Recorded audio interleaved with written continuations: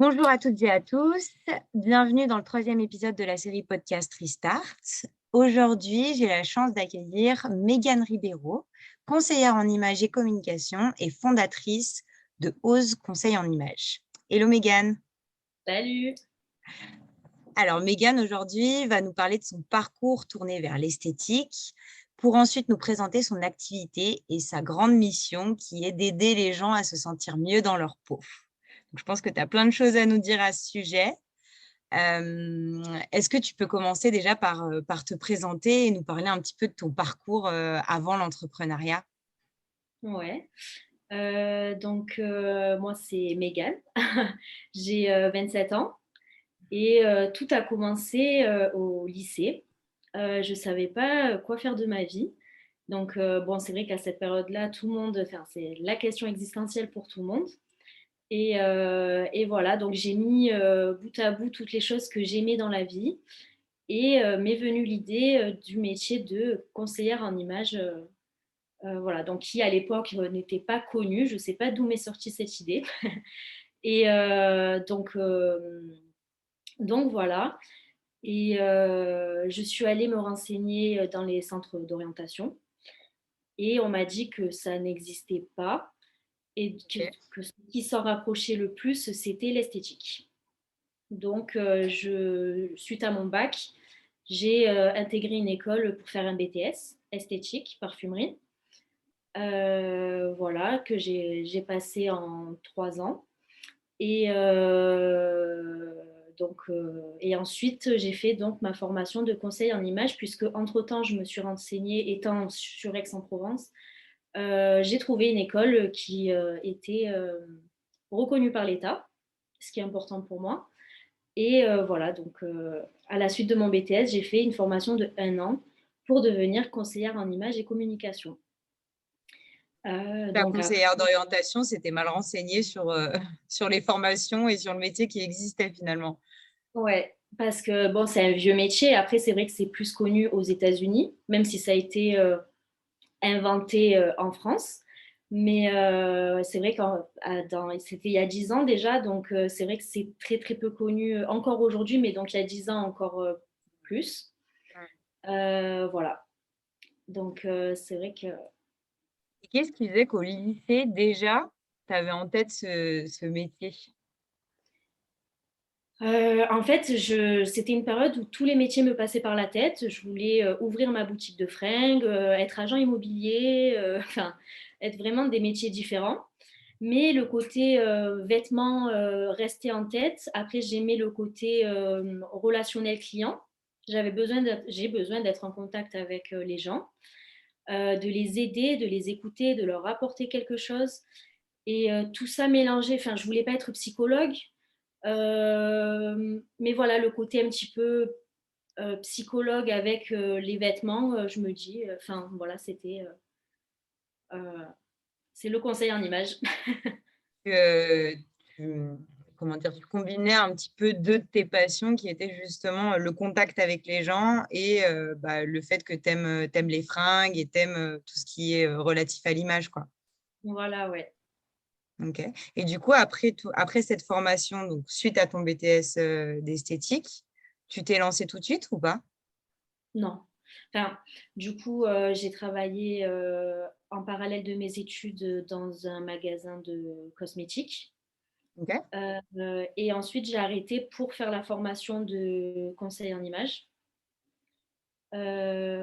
Entre-temps, j'ai travaillé, enfin, je fais des remplacements en parfumerie parce qu'on en parlera sûrement, mais l'entrepreneuriat, c'est pas tous les jours facile.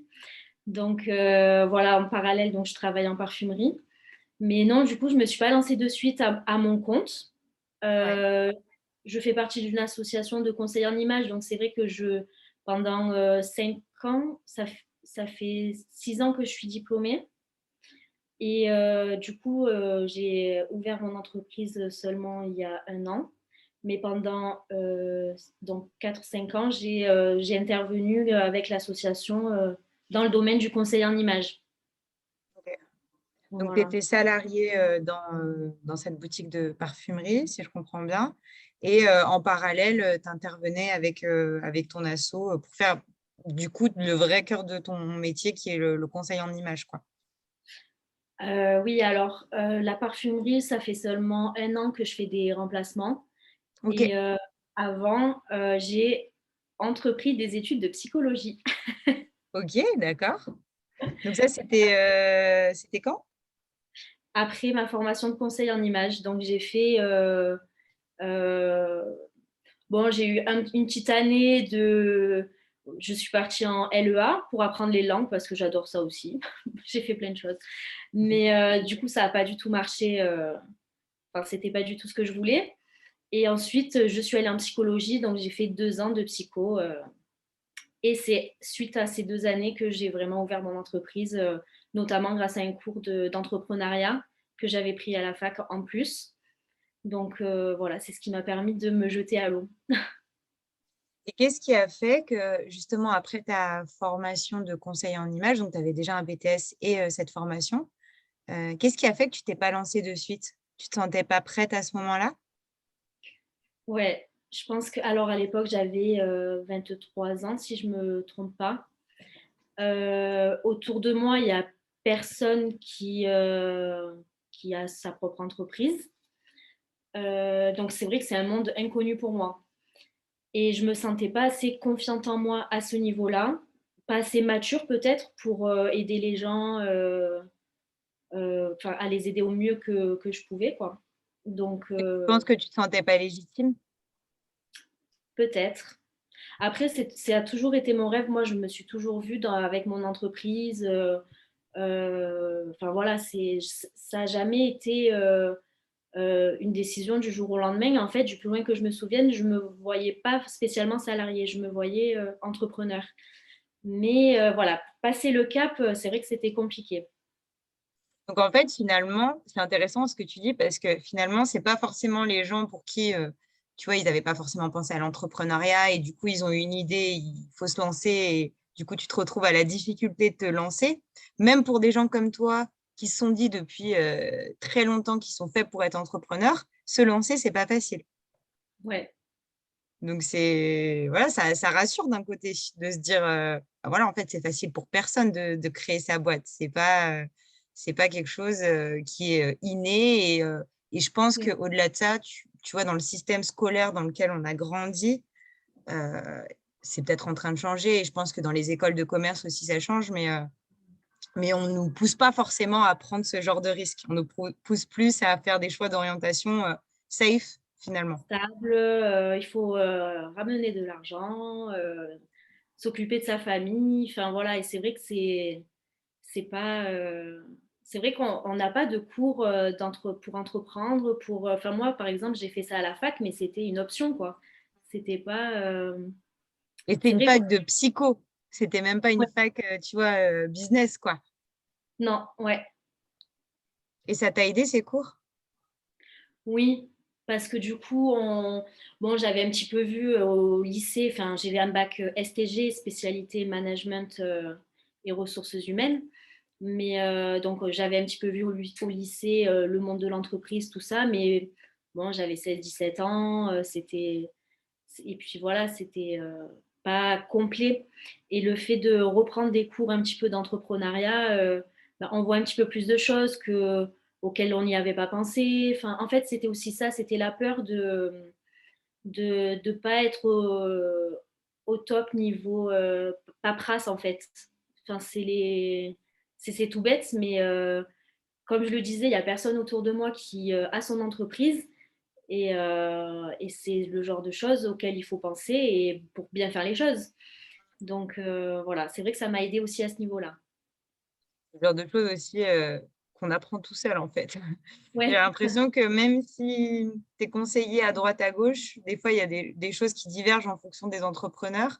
Et au final, toi, ta situation, elle est tellement particulière que, enfin, ouais, je suis d'accord avec toi que la paperasse, c'est comme un sacré casse-tête. ouais.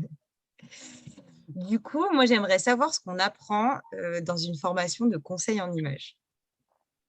Ce qu'on apprend. On apprend déjà à s'accepter comme on est. Je trouve que Ouais. c'est un point primordial C'est-à-dire?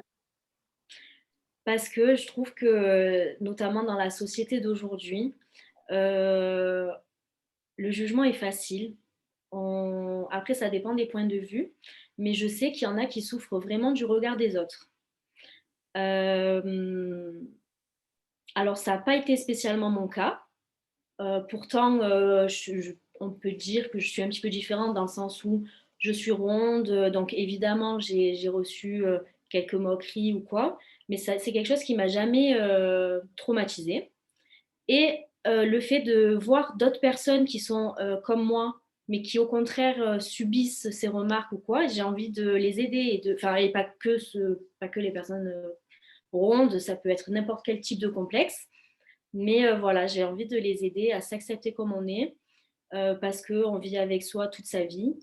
Et voilà, c'est primordial, parce qu'une fois qu'on est bien avec soi, on est bien avec tout le monde. Enfin, on est beaucoup mieux en société, dans le monde professionnel aussi, sa vie personnelle, enfin tout quoi. Donc déjà, oui, c'est un point qu'on apprend. Je pense que le fait, justement, que tu n'aies pas subi le regard des autres ou le jugement des autres, c'est quelque chose qui est en toi? C'est une force que tu as personnellement depuis, la naissance, si j'ose dire? Ou c'est quelque chose que toi, tu as travaillé? Je sais pas, je pense que j'ai pas spécialement travaillé là-dessus. Ouais. Après, enfin oui, par exemple, il y a des périodes comme au collège où c'est plus difficile parce qu'on grandit, enfin voilà, c'est des nouvelles personnes qu'on rencontre. Mais ça, ouais, c'était. C'était inné, quoi. On peut dire que tu es chanceuse. Oui, oui, oui.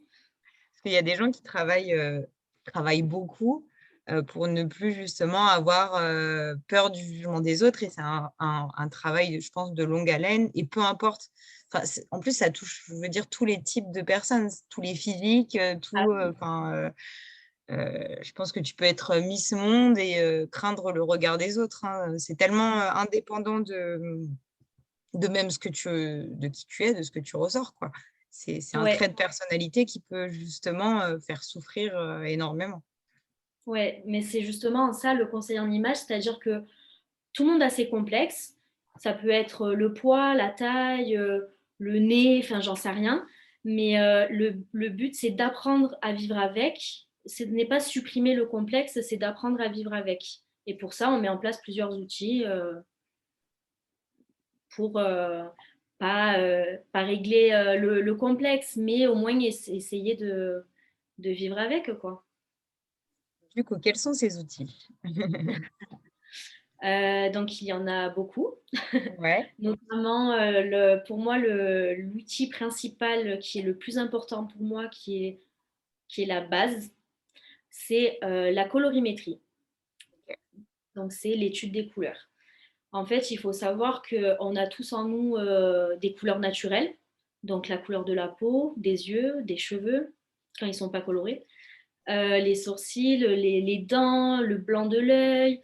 Voilà, toutes ces couleurs-là, en fait, on va les regarder.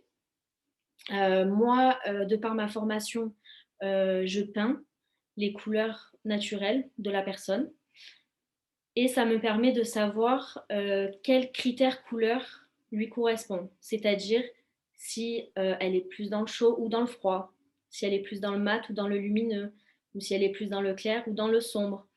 Et en fait, tous ces critères mis ensemble va nous donner une saison, ce qu'on appelle une saison, donc été, automne, hiver ou printemps.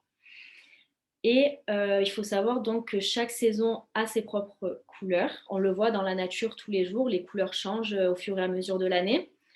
Et ben en fait, nous, en tant qu'individus, on appartient aussi à une saison. Et du coup, une fois qu'on connaît sa saison, ça nous permet de savoir quelles couleurs nous vont le mieux au teint.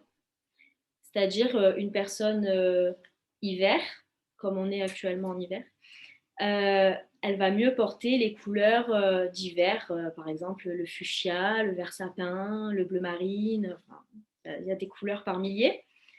Et en plus de ça, donc déjà, ça va les couleurs vont bien se refléter sur le teint, on va se sentir moins fatigué, le teint plus éclatant, voilà. Et aussi, ça rejoint la personnalité. Chaque saison a sa personnalité. Et du coup, le fait de porter les bonnes couleurs pour soi, on se sent beaucoup mieux. Euh, Ça peut être pour un entretien d'embauche, pour un rendez-vous quelconque. Si on porte ses propres couleurs, enfin moi en tout cas, je le ressens vraiment, on est beaucoup mieux. Ah ouais. On est en confiance avec soi et en plus on envoie le bon message puisque les couleurs parlent et donc on envoie le meilleur message possible de soi de façon à ce que nos couleurs en fait reflètent notre personnalité. Donc, en fait, tu prends le temps avec chaque personne de bien, en prenant des photos peut-être, ou en analysant bien leurs couleurs finalement. Après, tu les peins et en fonction, tu détermines de quelle saison elles sont. Et du coup, il y a vraiment une large gamme de couleurs pour chaque saison ou c'est plutôt limité? Non, il y a des milliers de couleurs. Alors il faut savoir que chaque saison a son propre bleu. Ok. Par exemple, il ne faut pas dire ah ben moi le bleu ça me va pas. C'est quel bleu te va et quel bleu ne te va pas. Donc après, oui, en parlant de la prestation colorimétrie, en fait, moi, je procède comme ça. Il y a un premier rendez-vous que j'appelle un entretien de communication, un bilan, où on parle de tout. Je pose des questions qui peut-être sont un petit peu farfelues. On se demande pourquoi je pose ce genre de questions. Mais ça me permet d'en apprendre plus sur la personne, enfin, voilà, sur sa personnalité, comment elle voit les choses. Et puisque, comme je disais, les couleurs sont liées à la personnalité, ça me permet aussi d'aiguiller un petit peu vers quelle saison elle est. Et en plus, ça instaure un climat de confiance. Enfin, je pense que c'est hyper important dans ce métier que la personne soit en confiance. Et ensuite, donc oui, vient les photos et je peins du coup à partir des photos. Ok. Et ensuite, je peins chaque couleur euh, pour que la personne puisse reconnaître ses couleurs indépendamment de moi par la suite. Là, tu disais que tu avais vu une vraie différence sur toi quand tu avais découvert ta couleur et ta saison. Du coup, je suppose que tu t'habilles en fonction de ta saison maintenant. Toi, tu vois une vraie différence sur ton mood ou sur ton état d'esprit au quotidien? Ouais, ouais, Ouais, ouais. Ben, moi, ben, en l'occurrence, je suis automne. ok, Donc, c'est vrai que notamment, je sais que les couleurs hiver qui sont lumineuses ne me vont pas du tout. J'ai ok. vraiment, alors que pourtant, j'adore ces couleurs-là. Elles sont magnifiques sur les autres, mais sur moi, je me sens pas du tout bien dedans. Et ouais, voilà, parce qu'automne, c'est des couleurs plutôt mates. Ok. Ouais, d'où l'intérêt aussi d'essayer les vêtements. Ouais, et Des de fois, on se bien dit, ah, regarder. c'est super beau, mais en fait, sur soi, ça donne pas si bien, quoi. Ouais, ça peut être très beau sur une autre personne, mais pas forcément sur soi. Mm, c'est sûr. Et du coup, une fois que tu as déterminé la couleur, enfin, la saison, pardon, de la personne, tu l'accompagnes un petit peu plus loin, justement, dans le choix de ses vêtements, de sa mise en beauté. Comment ça se passe? Oui, bien sûr. Alors après, j'ai d'autres prestations, comme la morphologie style vestimentaire. Donc, morphologie, on voit dans cet atelier la morphologie, la silhouette et les proportions. Donc, morphologie, je pense que c'est aujourd'hui un peu plus commun. Enfin, tout le monde connaît un petit peu. Donc, le 8, le X, H, voilà.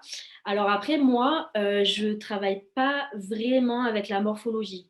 Je travaille plus avec la silhouette. La silhouette, c'est vraiment l'enveloppe corporelle.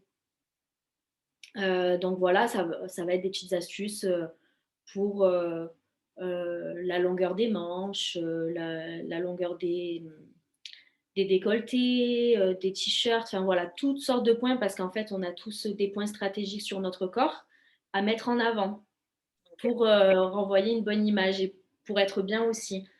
Voilà, donc dans l'atelier morphologie, ça va être ça. Quelle coupe de pantalon, de haut, On va parler des complexes aussi, s'il y en a, bien sûr. Quelles sont les stratégies à mettre en place pour éviter de montrer aux autres les complexes que l'on peut avoir, enfin, pour se sentir mieux du coup avec soi-même. Voilà, donc ça va être plus l'atelier morphologie. Après, dans tous mes ateliers, en fait, il y a vraiment un questionnaire. C'est pour ça que c'est du conseil en image et pas du relooking. C'est-à-dire que on discute vraiment.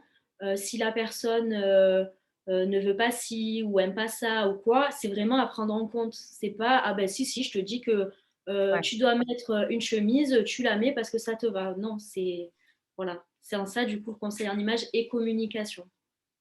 Pas les émissions qu'on voit à la télé, relooking extrême, Ouais. où les personnes n'ont plus rien à voir avec ce qu'elles étaient avant. Là, tu les écoutes vraiment et tu prends en compte leur personnalité, leur goût et ce dont elles ont envie et ce dont elles sont capables de porter, je suppose. C'est ça. Oui, bien sûr, moi, je suis folle quand je vois certaines émissions où la personne, par exemple, a besoin de confort, ça se sent, et on va lui mettre des talons. Enfin, c'est pas parce que c'est la mode des talons que on va porter des talons à tout bout de champ. Enfin, c'est un exemple, mais voilà, c'est ça.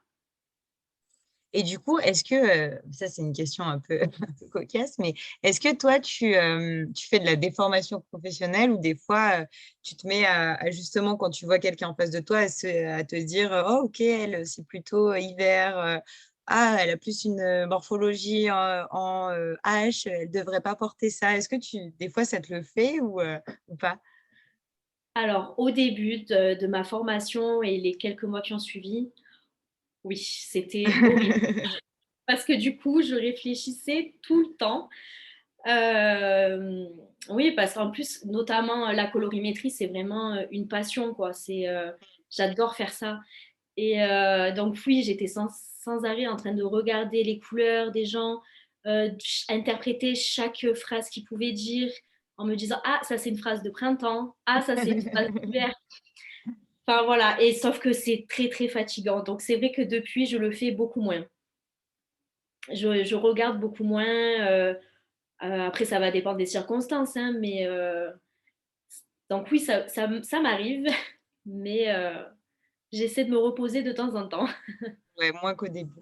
Non, mais c'est marrant parce que j'ai l'impression que moi, ça m'a fait pareil en formation coaching.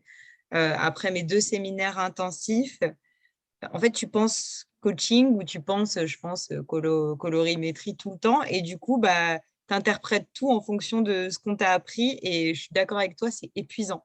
Et je pense que Ouais, c'est quelque chose que tu fais au début, effectivement, parce que tu es un petit peu dans le moule de la formation, donc tu es un petit peu à fond dedans. Et ça passe avec le temps et l'expérience parce que justement, si ça devient ton métier. Donc, le but, c'est pas de travailler H24, quoi. c'est ça. Sinon, oh là là, on s'en sort plus. Ouais, c'est clair. Du coup, parle-nous un petit peu de ton quotidien d'entrepreneur. Là, tu disais que tu avais une activité salariée aussi à côté, c'est ça? Ouais. Oui, parce que ben, c'est vrai que, comme on le disait, c'est un métier qui n'est pas hyper connu. Enfin, en tout cas, c'est mon interprétation à moi. Peut-être que Mm. je me trompe. Mais c'est pas très connu et c'est pas ancré dans la société. C'est-à-dire que on va pas se dire oh, tiens, si j'allais voir ma conseillère en image demain matin, enfin voilà, c'est quelque chose qui se réfléchit et c'est parfois même dur à passer le cap parce que c'est quand même un changement, c'est une grosse remise en question. Voilà, donc oui, les clients ne se bousculent pas tous les 4 matins pour faire un conseil en image. Donc, je travaille en parfumerie à côté. Sinon, ben, mon quotidien du côté entrepreneur, ben, c'est beaucoup de réseaux sociaux du coup. Voilà, j'essaie de transmettre de bons messages.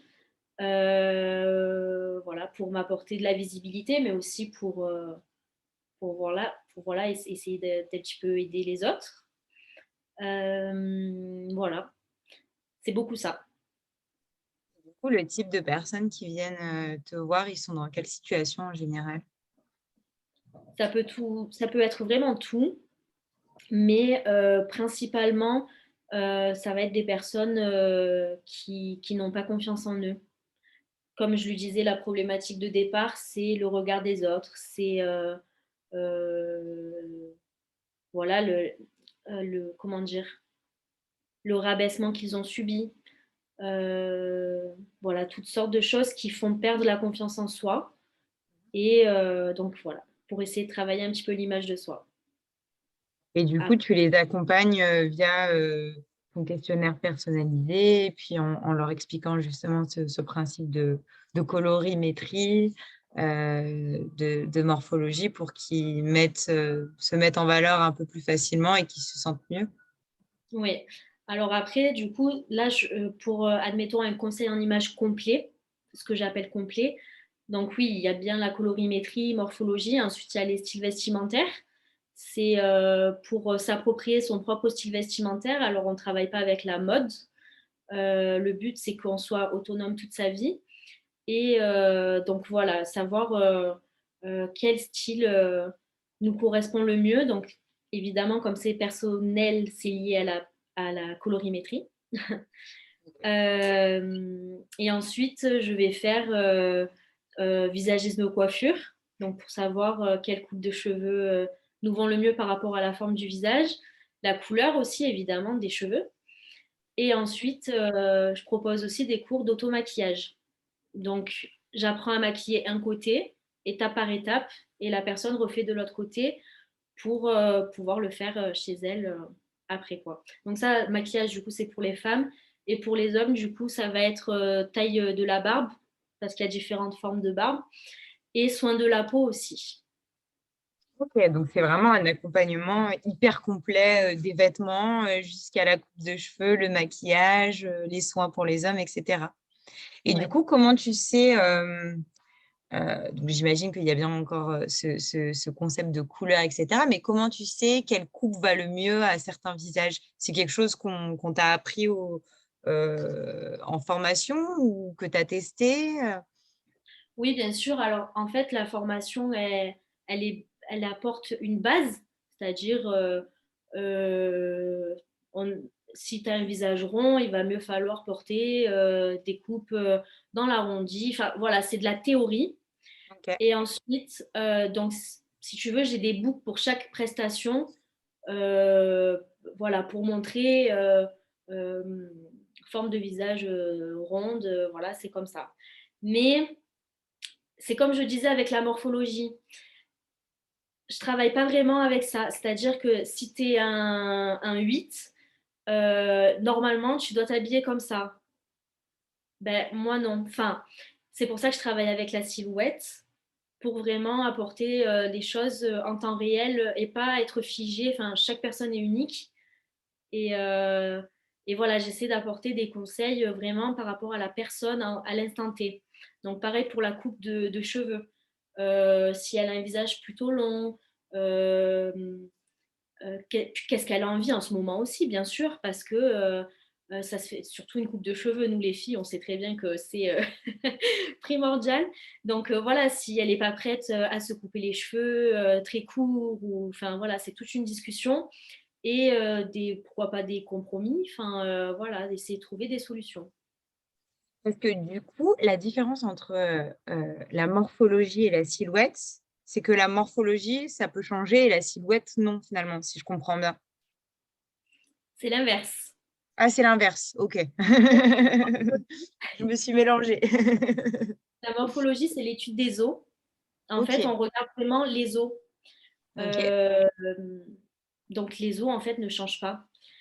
Et alors que la silhouette, oui, on peut prendre du poids, perdre du poids, grandir ou rétrécir, enfin, plus ou moins.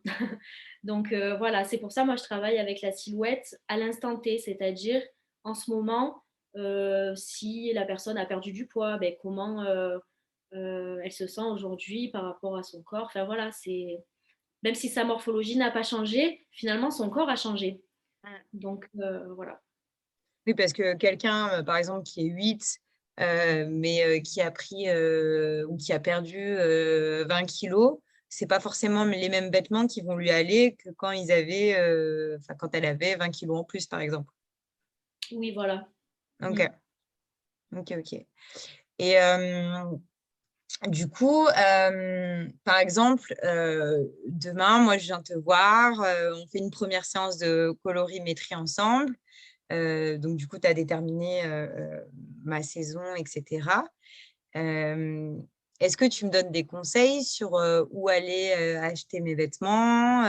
Est-ce que tu accompagnes dans le shopping ou c'est plus des suggestions que tu donnes et la le client repart un petit peu libre avec ses idées de couleurs? Ouais, c'est vrai que j'ai pas parlé de ces prestations-là. Heu, alors ça, j'aime bien le faire à la fin justement, une fois que tous les conseils ont été donnés. Donc en fait, toutes les prestations que je viens de citer, ça va être plutôt de la théorie finalement. OK, Et en fait, à la fin de tous ces conseils, si la personne veut et faire un conseil en image complet, hein, là vraiment on parle de tout. Après, il y a différentes formules, enfin adaptées. Mais voilà, à la fin de tous les conseils, j'accompagne, en shopping. Donc en amont, c'est une préparation évidemment. Je ne vais pas l'amener, dans une boutique que je sais qu'il ne lui correspondra pas. Puis il y a, niveau budget, enfin il y a tout à prendre en compte. Et donc oui, oui. Et en fait, ce que j'aime bien faire, notamment en accompagnement shopping, c'est laisser la personne, faire, son OK. petit shopping. Moi aussi, je regarde de mon côté, des pièces. Et ensuite, on se retrouve pour mettre en commun, ce que l'une et l'autre, a trouvé. Et voilà, pour expliquer en temps réel finalement, pourquoi ça c'est bien, pourquoi ça c'est moins bien. Voilà. Donc il y a oui, un accompagnement shopping et aussi un tri du dressing. C'est-à-dire, je vais chez la personne, euh, trier les vêtements, garder ce qui est bien, associer des tenues, enfin des pièces entre elles pour faire différentes tenues, au quotidien. Voilà. Et enlever, ce qui n'est plus utile. Voilà. Tu peux checker aussi si la personne a bien retenu, tes conseils, à travers son shopping ou son dressing en fonction de ce qu'elle garde ou ce qu'elle enlève, quoi. Ouais. Et du coup, c'est quoi tes retours, vis-à-vis de tes clientes? Qu'est-ce qu'elles te disent, une fois qu'elles ont été accompagnées par toi? Les retours que j'ai pu avoir, c'est donc sur mon travail, qui réussissent à être mieux, à oser plus en fait finalement, à mettre plus de couleurs, beaucoup, à sortir du jean, basket. Je critique pas ça, hein, pas du Ouais, tout, bien sûr. mais voilà, à oser un petit peu plus, à se surprendre, à essayer de nouvelles pièces, euh, vers lesquelles elles ne se seraient pas tournées, avant. Parce que moi, je dis toujours aussi, un vêtement sur cintre, il vaut rien du tout. Enfin, il faut pas le juger, tant qu'il n'est pas sur soi. Donc voilà, il faut pas hésiter à essayer. Et qu'est-ce que tu dirais aux personnes qui peuvent te dire que ton métier est superficiel? Je l'entends beaucoup, ça. Je pense que c'est... après, c'est sûr, on ne connaît pas dans le sens où, euh, en fait, l'apparence, on juge que c'est, oui, superficiel, alors qu'on ne se rend pas compte que ça joue énormément sur notre morale. Et voilà, enfin, moi, après, si on n'est vraiment pas intéressé par les vêtements ou quoi, mais enfin, tant mieux, hein, il y a pas de problème. Mais enfin, en tout cas, pour ma part, je trouve vraiment que quand je suis apprêtée, maquillée, enfin, c'est vraiment des choses, enfin, on se sent vraiment bien. On, voilà, on est, euh, on est en cohérence. Tu as un impact finalement sur, le bien-être et le mental des gens, à ta façon. Voilà. Mm. Et je pense que ça fait aussi partie de ta vocation. C'est pas pour rien que tu as fait des études, de psycho après, ton but, c'était pas justement de rester dans le superficiel comme on dit, même si, enfin, moi, tu as bien compris que j'entends pas que que tout ce que tu fais est superficiel, bien au contraire. Mais tu es vraiment aussi dans la personnalisation et dans l'accompagnement, humain de ces personnes qui sont, finalement, un peu en vulnérabilité parce qu'elles manquent de confiance en elles. C'est ça. Et puis, c'est pas un. Encore une fois, je vais parler du relooking. C'est pour ça, c'est vraiment un accompagnement. Enfin, si, enfin, par exemple, la dernière fois, j'ai eu une cliente. euh, je me suis rendu compte que j'allais trop vite. et que il y avait autre chose. Et ben en fait, j'ai improvisé des petits coachings, rien à voir avec les vêtements, un coaching psychologique finalement, enfin à parler vraiment, à extérioriser tout ce qu'on peut ressentir. Et voilà, je pense que c'est vraiment ce qui diffère avec le relooking. C'est pas seulement, oui, comme, enfin, je le répète, pas seulement, voilà, tu vas porter ce haut avec ce pantalon et voilà, vas-y, sors. C'est vraiment, on prend en compte la personne. Alors oui, c'est une remise en question, mais vers le bon chemin. C'est pas une transformation euh, à part entière, quoi. Mm. Et, excuse-moi, j'ai perdu le fil de ma question. Euh, je voulais te poser une question que je viens d'oublier. C'est très frustrant. Ça arrive. On parlait de... Euh, non, je voulais te parler de quelque chose par rapport à ça, mais ça m'est passé. Bon, bref, c'est pas très grave. Toi, aujourd'hui, est-ce que tu regrettes justement d'avoir créé ta boîte vis-à-vis, même avec tout ce que ça implique, c'est-à-dire la difficulté à trouver des clients et le fait que la société française soit pas forcément très informée par l'existence de ce métier et par le bien que ça peut procurer aux gens? Pas du tout. Je regrette, mais pas du tout. Et je fermerai pas de sitôt. Dans le sens où je suis convaincue qu'un jour ça marchera. Et et voilà, c'est ce que j'ai toujours voulu faire. Notamment travailler dans le conseil en image, il n'y a pas de salariat, enfin tout le monde a sa propre entreprise. Donc, euh, donc voilà, d'autant plus, enfin, je ne vais pas travailler pour quelqu'un d'autre. Ouais. Euh, mais oui, je reçois beaucoup de personnes plus ou moins proches qui me disent, mais Mégane, voilà, arrête, ça sert à rien, mais non, je n'arrêterai pas. Oui, tu as des personnes de ton entourage qui te disent ça? Ouais. Ben, Ok. je peux le comprendre aussi, c'est des personnes qui ne savent pas ce qu'est l'entrepreneuriat et voilà, qui sont ancrées dans leur vie et tant mieux, mais qui ne comprennent pas l'instabilité finalement. Je pense. Toi, tu es à l'aise avec justement ce côté instable? Oui, alors après, ça fait pas, enfin, je dis pas que c'est génial, enfin voilà, mais je me débrouille à côté. Il y a toujours des solutions dans la vie. Et voilà, ben, je travaille à mi-temps dans une parfumerie, hein, enfin, mais je lâcherai jamais mon entreprise. Malgré les difficultés, malgré ce que ton entourage te dit, Mm. euh, tu prends du plaisir du coup à faire ce que tu fais. Ouais.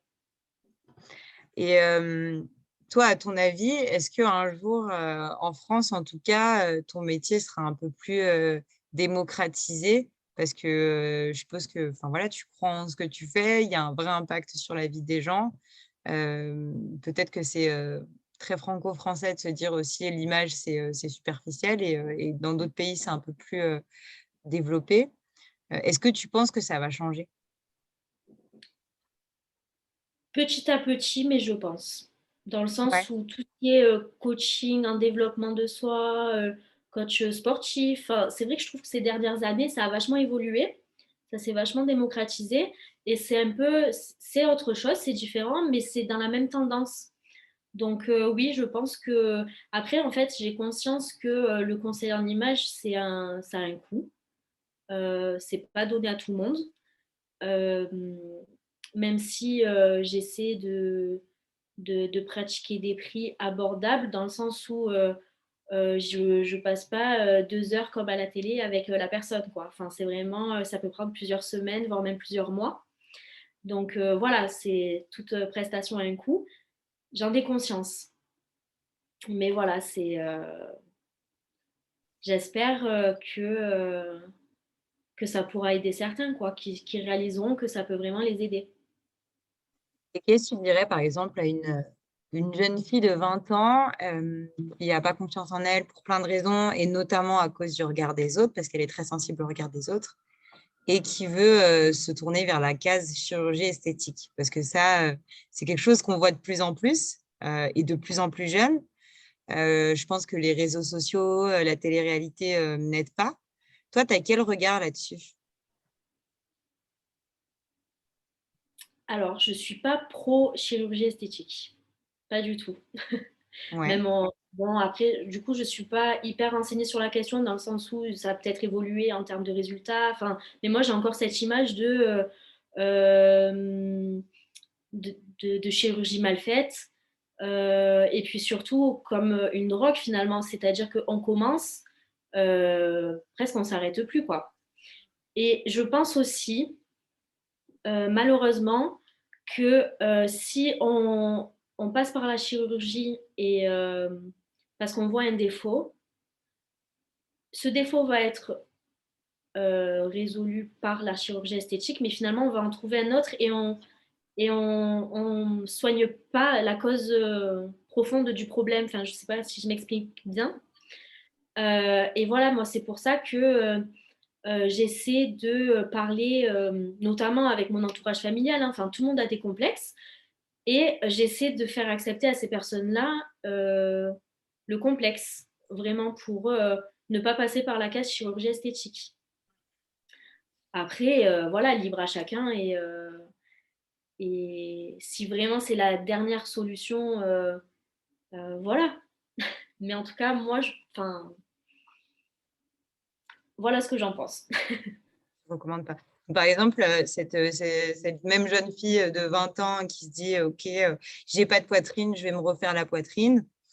En fait, ce que tu es en train de dire, c'est que en fait, si elle n'a pas confiance en elle et si vraiment elle a une faible image d'elle-même, c'est pas le fait de refaire sa poitrine qui va l'aider, parce qu'elle va se trouver un autre défaut et l'étape d'après, ça va être de se refaire le nez ou de se faire la bouche ou etc. C'est un peu et on le voit en général, hein, les personnes qui commencent quelque chose. Bon, il y a des personnes qui ont des vrais complexes et pour qui enfin, ça les aide vraiment. Mais tu vois, les personnes qui peuvent pas s'arrêter, en fait, c'est comme une addiction, je pense, d'un certain côté. Ouais. Et après, ben, notamment pour les petites poitrines, enfin pour toutes sortes de complexes, en fait, on a des astuces vestimentaires ou quoi pour pallier à ça. Donc pourquoi pas commencer par essayer avec ça et voilà. Et tu penses que les réseaux sociaux, ça a un aspect positif ou négatif sur l'image, justement, de soi, pour les plus jeunes générations? Non pas qu'on soit très vieille, mais et je pense on est aussi concernés, mais le fait de voir, on voit tout sur les réseaux. On voit justement du, euh, du Ouais, body positive ou le fait de s'accepter tel que l'on est, avec ses kilos en trop ou en moins, avec ses boutons. Enfin, et d'un côté, on voit des corps parfaits, des visages parfaits, des filtres, tout est filtré. Euh, Enfin, t'as quel regard là-dessus, toi? c'est vrai que c'est compliqué parce que oui, je vois le côté négatif, notamment chez les jeunes ados. J'ai eu un témoignage il n'y a pas si longtemps d'une personne qui s'est donc de 16-17 ans, qui s'est enlevée des réseaux sociaux parce qu'elle en avait marre de voir ça, les autres parfaits. Enfin, et c'est vrai que c'est une période qui est quand même assez difficile à vivre parce que ben, le corps change, on grandit, enfin tout change finalement. C'est une période de transition. Et c'est vrai que de voir les autres personnes, on se dit tout le temps qu'ils sont mieux que nous. Donc je trouve que c'est vrai que de ce point de vue-là, c'est assez négatif. Après, je pense que ça évolue, ça a beaucoup évolué ces derniers mois, quelques années, où on entend beaucoup, voilà, body positif, enfin voilà, toutes les influenceuses qui prônent ça, le bien-être, enfin voilà, il n'existe pas de corps parfait, enfin voilà. Donc c'est assez compliqué à répondre. Il y a du bien et du moins bien, comme dans tout finalement. Et du coup, une jeune fille, une ado de 16 ans qui, qui voit que des corps parfaits ou refaits ou filtrés, et qui te dit que de toute façon, la norme de beauté, c'est ça. Et en fait, du coup, elle se sent mal dans sa peau parce que elle, clairement, elle n'est pas comme ça, quoi. Tu lui Mm. dirais quoi? Tu lui dirais quoi par rapport à son utilisation justement de ces réseaux, etc.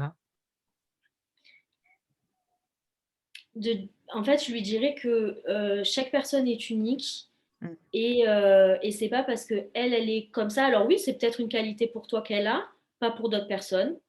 Voilà, il faut. euh, Toi, regarde ce que tu as de bien de toi. Voilà, il faut que, aussi que les gens prennent conscience de leurs valeurs, de ce qu'ils ont de bien. Et donc, après, c'est peut-être pour ça qu'une intermédiaire comme des coachs, c'est bien pour justement faire ouvrir les yeux sur ce point-là, parce que c'est vrai que l'entourage familial,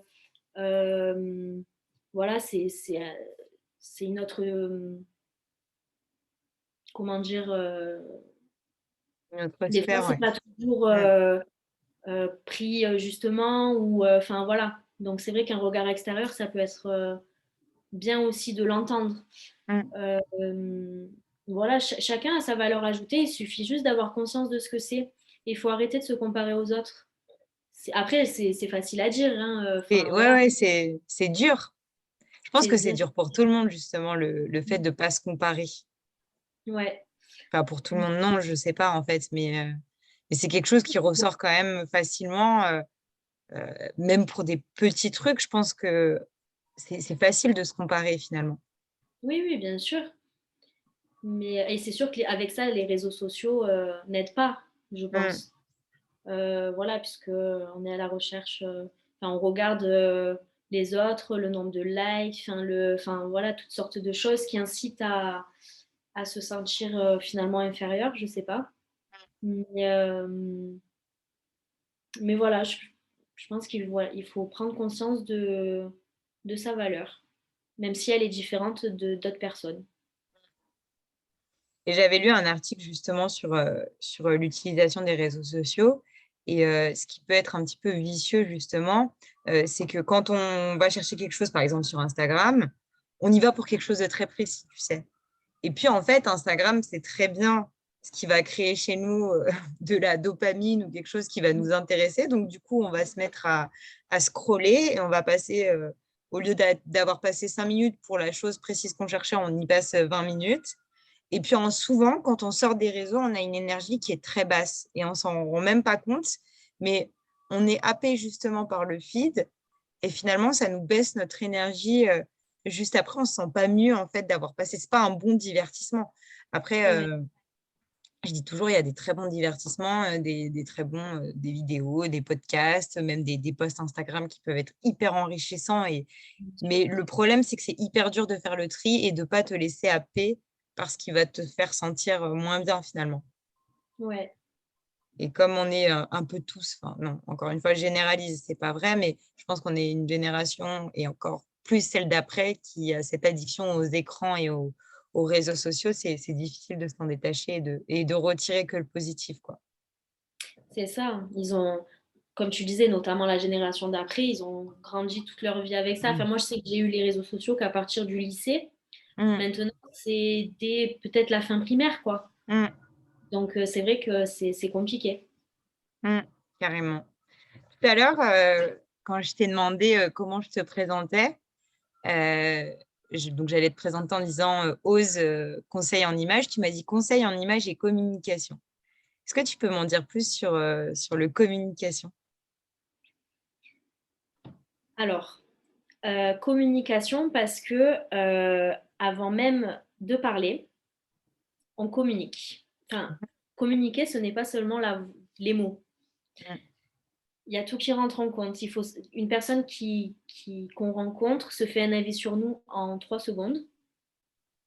Voilà, donc ça passe par les vêtements, la coiffure, enfin tout ce qui communique en fait, donc l'extérieur, notre attitude, notre posture, voilà. Et c'est justement sur ça que je viens apporter mon aide. Notamment, je vais travailler euh, pour les personnes en recherche d'emploi ou les étudiants. Enfin, j'ai déjà fait plusieurs interventions à la mission locale, Garantie Jeunes, Oui. pour les services civiques et justement pour les préparer à se présenter à un entretien. Alors, pas du coup sur leur CV finalement, enfin, dans le sens leurs compétences et leur savoir-faire, etc. Mais plus par le côté communication non verbale. Non-verbal. Ouais. Voilà. Ouais, c'est ça, c'est le non-verbal pour toi, c'est hyper important. Ouais. Il faut savoir que pour un entretien d'embauche, 93% est déjà fait dès qu'on rentre dès qu'on passe la porte, le recruteur se fait déjà un avis sur nous et il va plus prendre en compte le non-verbal que le verbal. Et du coup, qu'est-ce que tu pourrais donner, sans révéler tout ce que tu fais, mais par exemple, un ou deux tips sur comment se comporter pendant un entretien? Alors, déjà, si on connaît du coup ces couleurs, les porter à un entretien d'embauche, ça reflète vraiment le bon message. Si on est une personne de gamme chaude qui porte des vêtements de gamme froide, bah, du coup, la personne en face va recevoir comme message inconscient, hein, on est bien d'accord. Mm, Mais voilà, cette personne est distante, est froide, enfin, il y a quelque chose qui colle pas. ok. Alors que si elle porte du coup des couleurs chaudes, ben, elle va être en cohérence avec elle-même et va envoyer le bon message. Et inversement, d'ailleurs, une personne froide qui va porter des vêtements de gamme chaude, enfin, va pas refléter sa personnalité, voilà. Euh, Porter ses bons vêtements avec les bonnes couleurs déjà. ouais. Et en plus de ça, comme je disais, il y a une couleur, enfin, tout le monde peut porter du bleu.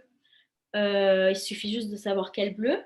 Par exemple, si pour l'entreprise dans laquelle vous postulez, le logo est bleu ou enfin l'univers est bleu, porter une touche de bleu, de son bleu sur sa tenue peut montrer l'intérêt que vous apportez à l'entreprise, quoi. Ça, c'est une petite attention qui est peut-être aussi inconsciente, mais c'est vrai que je le dis souvent que ça peut être un petit détail, mais qui fait la différence.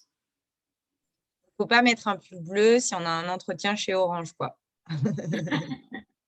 Par exemple. Ok, ok, bah c'est des bons tips. On n'y penserait pas forcément, justement, que ça joue sur l'inconscient. Ouais. Où est-ce qu'on peut te retrouver, justement? Toi, tu as un cabinet? Non, alors je me déplace à domicile Ok, sur Aix-en-Provence et les alentours, donc Bouches-du-Rhône et Vaucluse. Voilà. Et ensuite, évidemment, je peux me déplacer plus loin, mais du coup, hors frais de déplacement. Enfin, voilà. Mais sinon, oui, je me déplace à domicile, Bouches-du-Rhône et Vaucluse essentiellement. ok. Donc, si des gens veulent prendre contact avec toi, dans ceux qui nous écoutent, où est-ce qu'on peut te retrouver sur ton site, sur Insta, Oui, alors enfin, j'ai plusieurs réseaux sociaux, donc Facebook à ose-conseil en image. Donc ça, c'est la page Facebook. Ma page Instagram ose-du-bas image. Ok, Sur TikTok, depuis peu. ok, ok, tu t'es Mégane mis à conseil TikTok? en image. Comment? Tu t'es mis à TikTok? Un petit peu, oui, les vidéos. Et voilà, et oui, j'ai un site internet, ose conseil en image. Donc, on t'écrit directement via tes réseaux et tu réponds aux personnes qui sont Oui, partantes pour partir sur un conseil en images. bien sûr. Non, mais en tout cas, c'était hyper intéressant cet échange avec toi. C'est passé hyper vite. Et moi, typiquement, j'ai appris plein de choses, notamment que tu faisais pas de relooking, tu faisais du conseil et de l'accompagnement. Et je pense que c'est bien de le préciser. Et c'est aussi ce point commun que tu as avec les autres personnes qui ont participé à ce podcast. C'est du coup l'extrême personnalisation de tes accompagnements. Tu n'as pas juste des conseils que tu donnes à tout le monde. Bah, tu es comme ça, du coup, tu dois porter ça. Non, tu t'adaptes aux personnes et c'est ce qui justifie aussi la qualité de tes accompagnements et son prix. Quand on veut un accompagnement de qualité, ben, forcément, ça implique plus de temps pour la personne. Et, euh, et du coup, bah, c'était hyper chouette de t'avoir et tu nous en dises un petit peu plus sur ce métier qui effectivement est un peu plus méconnu. mais qui en est néanmoins très intéressant. Donc, merci beaucoup, Mégane. Ben, je voulais te remercier aussi de ton invitation. Ouais, C'était super. super cool. Bah, merci à toi. Est-ce que tu as un petit mot à rajouter, un petit mot de la fin? Eh bien, oser Avec un Z, du coup. avec un Z. Du coup, je mettrai tous tes réseaux sociaux en dessous de cette petite vidéo, dans le podcast et sur YouTube. Donc, si vous voulez contacter Mégane, vous n'hésitez pas à cliquer juste en bas. J'adore faire ça. Je me prends un peu pour une youtubeuse quand je fais ça, tu sais. Et ben, écoute, je te remercie. Je te souhaite une très bonne continuation et plein de personnes qui vont oser démarrer un accompagnement avec toi. Et je te dis à la prochaine.